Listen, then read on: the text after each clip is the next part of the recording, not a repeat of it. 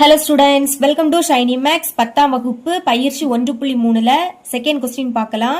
capital X equal to 3, 4, 6, 8 என்க. capital R is equal to x, f of x. x belongs to capital X, f of x equal to x square கூட்டல் 1. இப்ப இதை use பண்ணி capital R ஓட மதிப்பை கண்டுபிடிக்கணும். சரிங்களா? பாருங்க x belongs to capital X, அதாவது small x ஓட வேல்யூ என்னன்னா capital X. கேபிட்டல் எக்ஸோட வேல்யூ இங்க கொடுத்திருக்காங்க பாத்தீங்களா, இதுதான் ஸ்மால் எக்ஸோட வேல்யூவா எடுத்துக்கணும். அதாவது இங்க ஒரு சமன்பாடு இருக்கு பாத்தீங்களா, இதுல இருக்கக்கூடிய எக்ஸுக்கு பதில் இந்த வேல்யூவை நீங்க சப்ஸ்டிட்யூட் பண்ணி எஃப் ஆஃப் எக்ஸோட வேல்யூவை கண்டுபிடிக்க போறோம். இதை எடுத்து எழுதிக்கலாம். எழுதிக்கிறேன். F of X equal to X square plus 1. இனி எக்ஸோட பிளேஸ்ல முதல் 3 பிரதியிடலாம். பிரதியிடுங்க. எஃப் ஆஃப் எக்ஸுக்கு பதில் 3 சமம் மறுபடியும் எக்ஸ், அதுக்கு பதில் 3, இனி அந்த ஸ்கொயர் பிளஸ் அந்த 1. 3 ஸ்கொயரோட மதிப்பு என்னது? 9. அடுக்குல 2னா இந்த 3 2 வாட்டி எழுதி பெருக்கணும். 3 9 பிளஸ் அந்த 1. இப்போ 9ஐயும் 1ஐயும் கூட்டினா 10ன்னு கிடைக்கும். இனி இதை இந்த ஃபார்மெட்ல எழுத போறோம். ஃபர்ஸ்ட் எக்ஸ், அப்போ எக்ஸோட மதிப்பு என்னது? 3. கமாக்கு அடுத்து என்னது இருக்கு? F of X. F of எக்ஸோட மதிப்பு 10ன்னு கண்டுபிடிச்சிருக்கோம். அடுத்து எக்ஸோட பிளேஸ்ல 4 பிரதியிடுங்க. பிரதியிடலாமா? பாருங்க. எஃப் ஆஃப் எக்ஸுக்கு பதில் 4 சமம் மறுபடியும் எக்ஸ், அதுக்கு பதில் 4, இனி அந்த ஸ்கொயர் பிளஸ் 1 சமம் 4 ஸ்கொயரோட மதிப்பு 16 பிளஸ் 1. 16க்கு கூட 1 கூட்டினா 17. ஓகே, இப்போ எக்ஸோட மதிப்பு 4, எஃப் ஆஃப் எக்ஸோட மதிப்பு 17. அடுத்து எக்ஸோட பிளேஸ்ல 6 பிரதியிடலாம். X equal to 6.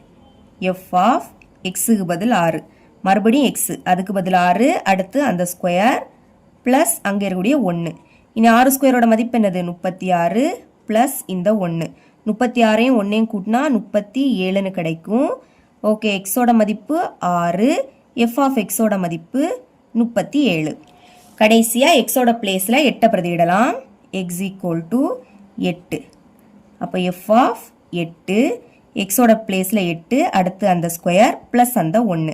8 ஸ்கொயரோட மதிப்பு என்னது? 64 பிளஸ் இந்த 1. 64ஐயும் 1ஐயும் கூட்டினா 65ன்னு கிடைக்கும். எக்ஸோட மதிப்பு 8, எஃப் ஆஃப் எக்ஸோட மதிப்பு 65. இப்போ ஆர் எழுதிக்கலாமா? ஆர் இஸ் ஈக்குவல் டு சைடில் கண்டுபிடிச்சிருக்கத வரிசை எடுத்து எழுதிக்கலாம். முதல் 3, 10, 3, 10, அடுத்து 4, 17, 6, 37, அடுத்து 8, 65. பிராக்கெட்டை க்ளோஸ் பண்ணிடலாம். இப்போ கொஸ்டினை பாருங்க. எக்ஸில் இருந்து எண்ணுக்கு ஒரு சார்பாகுமா? அதாவது எக்ஸில் இருந்து எண்ணுக்கு சார்பா இல்லையான்னு கேட்குறாங்க. அதுக்கு அம்புகுறி படம் வரையணும். எழுதிக்கிறேன். அம்புகுறி படம். முதல்ல என்ன கொடுத்துருக்காங்க? Capital X. அப்போ கேபிட்டல் எக்ஸ் அப்படின்னு எழுதிக்கலாம். கேபிட்டல் எக்ஸோட மதிப்பு என்னது? 3, 4, 6, 8. இதை எழுதிக்கிறேன். 3, 4, 6, 8. சரிங்களா?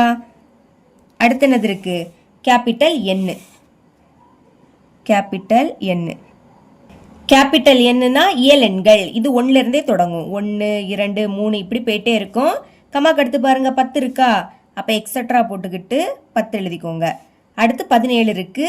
எக்ஸட்ரா போட்டுக்கிட்டு 17. இனி 37, எக்ஸட்ரா போட்டுக்கிட்டு 37.